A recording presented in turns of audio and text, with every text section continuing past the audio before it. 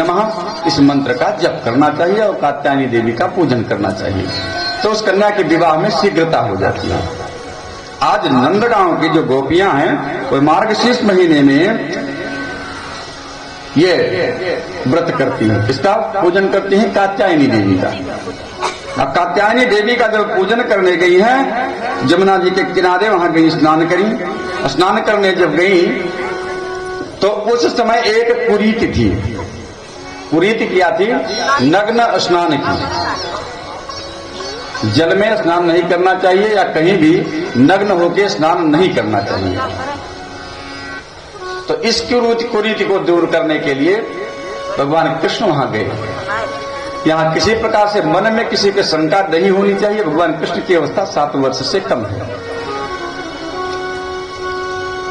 जब वहां गए तो जो गोपियां वहां स्नान कर रही थी, तो भगवान कृष्ण ने क्या किया कि उनका वस्त्र लेकर के कदम्ब के पेड़ पर चढ़ गए। अब कदम्ब के पेड़ पर चढ़ गए। अब जो गोपियां निकल देख रही तो वस्त्र गायब। इधर उधर देखा तो कन्हैया कदम्ब के पेड़ पर। और कहने लगी कि श्याम सुंदर ते दास्या करवाम तो उदितम देवासांश धर्मज्ञ नोचेत राज्ञा ब्रुवामहे। हे श्याम सुंदर, एक ही श्लोक में 4 भाव देखिए। कैसे? श्याम सुंदर ते दास्या, हे श्याम सुंदर मैं आपकी दासी हूं, मैं आपकी दासी हूं। करवाम तो उदितम, जैसा आप कहेंगे मैं वैसा करूंगी। देव आसान से धर्मज्ञ, अरे तुम तो धर्म को जानने वाले हो। कहीं ऐसा किया जाता है कोई किसी का वस्त्र लेकर जाता है? ये तो धर्म है नहीं। धर्म के मर्म को अच्छी तरह से जानते हो। वस्त्र दे दो। वस्त्र नहीं दोगे तो नोचेत राज्ञा ब्रुवामहे, मैं राजा से तुम्हारी शिकायत कर दूंगी, कंस से, कि तुमने हमारे साथ अनैतिक कार्य किया। इसलिए अबलस्य बलम राजा, बालस्य रुदितम बलम, मूर्खस्य बलम मूर्खस्य मौनम ही तस्करानाम अनिर्तम बलम। जिसका कोई सहारा नहीं है उसका बल राजा है। अगर हम झगड़ा लड़ाई युद्ध हो जाए तो अपने आप से जब नहीं निपटारा होता है तब मुकदमा होता है। अब मुकदमा होने के बाद भी अगर सुनवाई नहीं होती है तब मुख्यमंत्री के दरबार में हम पेशी लगाते हैं, राजा के पास जाते हैं। और जब वहां से जाते हैं तब वहां से कार्यवाही आगे बढ़ तब नीचे को आती है। नीचे से जब ऊपर को जाना चाहिए, तो जब नीचे वाले कर्मचारी नहीं करते हैं कार्य तो हमको ऊपर राजा तक पहुंचना पड़ता है। क्या अबलस्य बलम राजा, जो निर्बल है उसका बल राजा है। राजा तो न्याय देगा, राजा का परम कर्तव्य है न्याय देना। तो कहे अगर मेरे वस्त्र नहीं दोगे तो मैं कंस से कह दूंगा, कंस तुमको बहुत दंडित करेगा।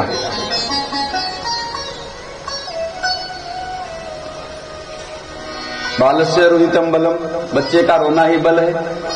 बच्चा जिद पकड़ लिया, रोने लगा तो कहना ही क्या। एक बार की बात, बीरबल जी बादशाह के दरबार में थे, गए तो ज्यादा देर हो गई। जब देर हो गई बादशाह कहने लगे अरे बीरबल देर को क्यों आए? कहे सरकार क्या बताऊं, बालहट में फंस गया था। कि बालहट में फंस गए? कहे हाँ। कहे बालहट क्या होता है? कहे क्या बताएं प्रभु, महाराज क्या बताएं, बालहट में अगर फंस जाओ तो निकलना आसान नहीं होता। एक बात अच्छा कुछ बताओ बालहट के बारे, करके दिखाऊं या बताऊं? एक करके दिखाऊं या बताऊं? ऐसा करके ही बताओ। कहे बोतल मंगाई जाए, बाल बच्चे बन गए, कहे बोतल मंगाओ। अब तो बोतल आई, कहे इस बोतल में हाथी को बंद करो। कहे बोतल में हाथी को बंद करो। अब बताओ बोतल में हाथी बंद हो सकता है क्या? अब इस प्रकार से 2-4 बार कहे, राजा क्रोधित हुए, कहे अरे बीरबल क्या मूर्खों जैसी बात करते हो, अरे बोतल में हाथी बंद हो सकता है क्या? कहे बस यही तो सरकार बालहट है, यही बालहट है। अरे बच्चा कहने लगा कि हमको यही चाहिए। अब तो किसी न किसी से जब तक वो बात मान नहीं दे जाता तब तक तो इधर उधर घुमाना ही पड़ेगा। और बलम मूर्खस्य मौनम ही, मूर्ख का बल मौन है। मूर्ख व्यक्ति जब तक नहीं बोलेगा तब तक सामने वाला व्यक्ति यह नहीं जान पाएगा कि यह मूर्ख है अथवा विद्वान है। बोलने से ही पता चलता है। काका कृष्ण पिका कृष्ण को वेदा पिका कयो, बसंत समय प्राप्ते काका काका पिका पिका। वैसे तो कोयल भी काली होती है, कौवा भी काला होता है, लेकिन जब बसंत ऋतु में कोयल बोलती है और कौवा बोलता है तो दोनों की बोली में अंतर पता चल जाता है कि कौन बोल रहा है। उसी प्रकार से अगर मूर्ख व्यक्ति मौन रहे तो सामने वाला व्यक्ति यह नहीं जान सकता कि यह विद्वान है कि मूर्ख है। इसलिए अगर हमको कुछ नहीं आ रहा तो ठीक है, मौन रहे तो उसमें सम्मान भी बना है। लोग ये भी समझ गए कि हाँ विद्वान है, और जो है तो हम ही जान रहे हैं। लेकिन जब हम बोलेंगे तो हमारे बोलने से तो यह पता चल जाएगा कि हम कितने ज्ञानी हैं कि अज्ञानी हैं। और तस्कराणाम अनिर्तम बलम, जो चोर हैं चोरों का झूठ बल है। अगर चोर ईमानदारी से चोरी करेगा तो फिर ये चोरी कैसे करेगा? जो कहे कि मैं राजा से कह दूंगी और राजा तुमको दंडित करेगा। भगवान कृष्ण कहने लगे, कह रहे गोपियों तुम तो कहती हो कि श्याम सुंदर ते दास्या, मैं तुम्हारी दासी हूं। जब दासी बन गई, समर्पण भाव आ ही गया, फिर राजा की बात काहे लिए आई? जब दास्य भाव आ ही गया तो दास्य भाव तो यही होता है कि आप जो कहेंगे मैं वही करूंगा, मैं आपके अधीनस्थ हो गया हूं। अगर हम गुरु की बात मान रहे हैं तो गुरु अच्छा कहें तो भी, गलत कहें तो भी गुरु की बात पर विश्वास करना चाहिए, तब तो हम दास हैं। अथवा गुरु घाती हैं, गुरु की बात का विश्वास नहीं करते तो गुरुद्रोही हैं। और गुरु अगर हमको कुछ बताएंगे तो अच्छी बात ही बताएंगे। अब तुम कहती हो कि मैं तुम्हारी दासी हूं, लेकिन दासी की तरह आचरण नहीं कर रही हो। अगर तुमको वस्त्र चाहिए ही तो जब इस प्रकार से कहा कि अपना वस्त्र ले जाओ, गोपियां कहने लगी कि मैं आऊं कैसे? तो वस्त्र नहीं पहना, आए कैसे? ऐसा है कि अपना हाथ जोड़ करके वरुण देवता से क्षमा प्रार्थना करो कि हे वरुण देव, हम आपके अंदर जल के अंदर नग्न होकर स्नान कर रही थी, आज के बाद ऐसी गलती नहीं करेंगे और वरुण देव हमको क्षमा करिए। जब इस प्रकार से गोपियों ने कहा तो भगवान ने उनका वस्त्र दे दिया। इस प्रकार से चीरहरण की लीला समाप्त हुई। बोले वृंदावन बिहारी लाल की जय। दूसरे अर्थों में यो समझिए, चीरहरण की लीला का अर्थ कि भगवान के यहाँ भगवान से मिलने के लिए भगवान की जो लीला है, बांसुरी से संबंध है हमारी मृत्यु से। अगर भगवान के यहाँ से बुलावा आ जाएगा तो जाना ही पड़ेगा, तो फिर निश्चित तो उसमें कोई हीला वाली नहीं। जब जाना है तो जाना ही पड़ेगा, और उस समय कुछ भी साथ नहीं जाता। जाएगा तो हमारा भाव ही साथ जाएगा। जो हमारा भाव है वही हमारे साथ जाएगा। सूक्ष्म शरीर जाता है, सूक्ष्म शरीर जाएगा, और सूक्ष्म शरीर से जब जाते हैं हम तो सूक्ष्म शरीर में वस्त्र इत्यादि किया ही कोई आवश्यकता है नहीं। सूक्ष्म शरीर तो देखा नहीं जा सकता, इन आंखों से सूक्ष्म शरीर का दर्शन नहीं किया जा सकता। योग बल से सूक्ष्म शरीर को देखा जा सकता है, और योग बल से ही जो हमारा सूक्ष्म शरीर है, योगी लोग परकाय प्रवेश की भी विद्या जानते थे। शंकराचार्य जी भी यह विद्या जानते थे, परकाय प्रवेश की। उसमें परकाय प्रवेश में होता क्या कि योग के द्वारा प्राण को खींच के ब्रह्मांड में रहते, ब्रह्मांड से प्राण निकल जाता है, शरीर जैसे के तैसे बैठे स्थिर रहता है, यह प्राण दूसरे व्यक्ति के शरीर में चला जाता है। जो मृत व्यक्ति है उसके अंदर वो प्राण चला जाएगा, जिसके जो मृत है उसके अंदर जाएगा तो वह जीवित हो जाएगा। यह शरीर ज्यों की त्यों बनी रहेगी। जब तक उस शरीर में रहना चाहेंगे रहेंगे, फिर उस शरीर को छोड़ करके इस शरीर में आ जाएंगे। इसलिए कि यह योग मुद्रा के द्वारा ये शरीर छोड़ा गया रहता है, इसलिए इसमें किसी प्रकार से विकार नहीं होता है। ये सब सारी विद्याएं हैं आज भी लुप्त नहीं हुई हैं, लुप्त नहीं हुए। अच्छे अच्छे जो योगी जन हैं वो जानते हैं। कहते हैं कि जब हमको भगवान के यहाँ जाना ही है तो आत्म निवेदन करना ही पड़ेगा, दास्य भाव बनाना ही पड़ेगा भगवान को समर्पण करने के लिए। और जब किसी भी प्रकार का छल कपट मोह माया प्रपंच रहेगा तो भगवान के यहाँ जाने में बड़ी कठिनाई होगी। चिरहरण की लीला से ही यूं समझ लीजिए कि रासलीला का प्रारंभ होता है। रासलीला वैसे भागवत में जो भागवत का प्राण है वो रास पंचाध्यायी ही है। रासलीला जो है वो भागवत का प्राण है। और ये कोई सांसारिक लीला नहीं है। इसको समझने के लिए हमको वहां तक पहुंचने की भी आवश्यकता होती है।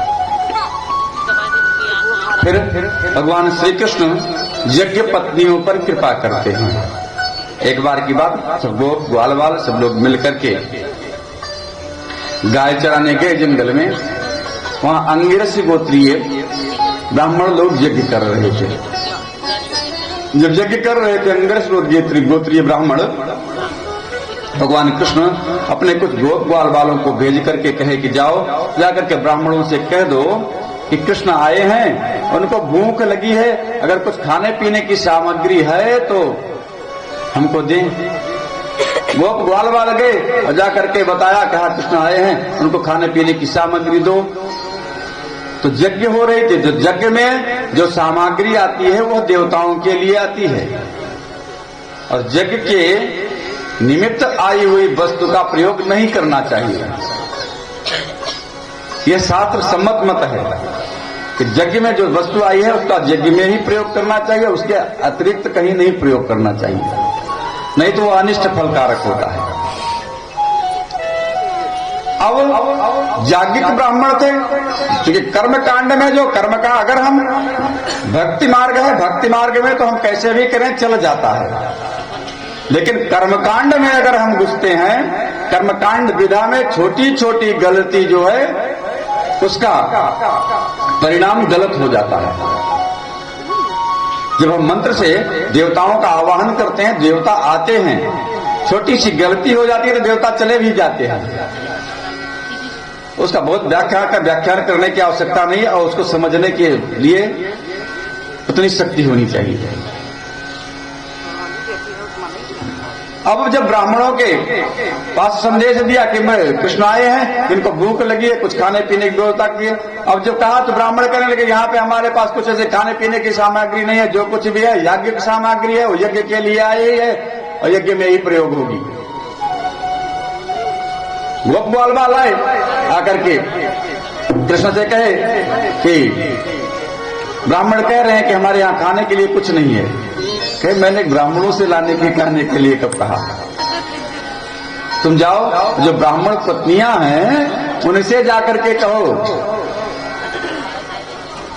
जब गए तो ब्राह्मण पत्नियों से कहा, इसलिए कि जो यज्ञ में जो सामग्रियों का निर्माण किया जाता है वो तो माताओं के ही अधीन होता है, वो तो माताओं के ही अधीन होता है। यज्ञ आदि में सहयोग करना माताओं का धर्म है। वैसे भी पत्नी का अर्थ होता है ग्रंथि बंधन मात्रेण पतिकृत कर्म फल भोक्त्री यह सपत्नी। ग्रंथि बंधन मात्र से पति के द्वारा किए हुए कर्म के फल को जो भोगती है वही पत्नी है। इसमें भर्ता जाया इत्यादि पत्नी के कई पर्यायवाची स्वरूप हैं, सबके अलग अलग अर्थ हैं। जब ब्राह्मण पत्नियों से कहा तो ब्राह्मण पत्नियों से कहा तो आकर के कहा कि कृष्ण आए हैं, उनको बड़ी भूख लगी है, अगर कुछ खाने के लिए हो तो दो। यह तो अब ब्राह्मण पत्नियां बड़ी प्रसन्न हुई। और ये जब प्रसन्न हुई तो यज्ञ करने के लिए जो खीर बनाई गई थी वही खीर लेकर के कृष्ण के पास चली गई। और जब वहां गई भगवान कृष्ण को निवेदित किया, कहा प्रभु ये लीजिए, ये तो यज्ञ के लिए बनाया था, लेकिन अब जब आप स्वयं ही मिल गए हैं तो यज्ञ की क्या आवश्यकता है। भगवान खीर खाए चकाचक, आनंद आ गया, कहे आप लोगों ने आपने तो हमारा पेट भर दिया, अब अपने अपने पतियों के पास जाओ। अब कहने लगे प्रभु हमने तो पतियों का अनादर किया, सती स्त्री का तो यह धर्म नहीं होता है, वो पति की आज्ञा के बिना कहीं जाए। अब मैं वहां जाऊंगी कि तो क्या स्वीकार करेंगे हमको। भगवान कहे जाओ, वो तुमको स्वीकार करेंगे। सुखदेव जी कहते हैं हे परीक्षित, जब ब्राह्मण पत्नियां यहाँ आई उस समय भगवान उतने स्वरूप में वहां भी विद्यमान थे, उस समय वहां भी विद्यमान थे। अगर उन ब्राह्मणों को किसी वस्त्र की आवश्यकता होती थी तो वह स्वयं पूरा करते थे, उसी स्वरूप में जिस स्वरूप में वहां से पत्नियां आई थी। फिर जब ये पत्नियां गई तो भगवान अपनी माया समेट लिए। इस प्रकार से यज्ञ पत्नियों पर, ब्राह्मण पत्नियों पर कृपा की। बोलिए वृंदावन बिहारी लाल की। फिर एक बार की बात, नंद बाबा एकादशी का व्रत कर रहे थे। नंद बाबा जब एकादशी का व्रत कर रहे थे तो एकादशी के व्रत के बाद रात्रि के समय सोए हुए थे। इनको ऐसा लगा कि सुबह हो गई है। जब लगा कि सुबह हो गई और रात्रि के मध्य रात्रि का समय था, मध्य रात्रि के समय में ही ये गए, जाकर के स्नान करने चले गए नदी में, यमुना जी में।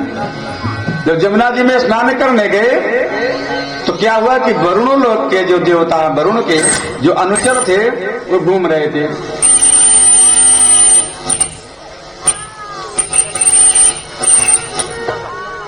वरुण के अनुचर जो घूम रहे थे, वरुण के अनुचर ने क्या किया कि नंद बाबा को ले गए, ले जाकर के वरुण लोक में पहुंचा दिया।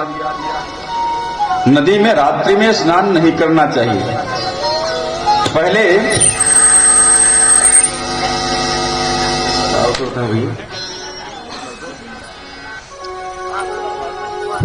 बोले वृंदावन बिहारी लाल की।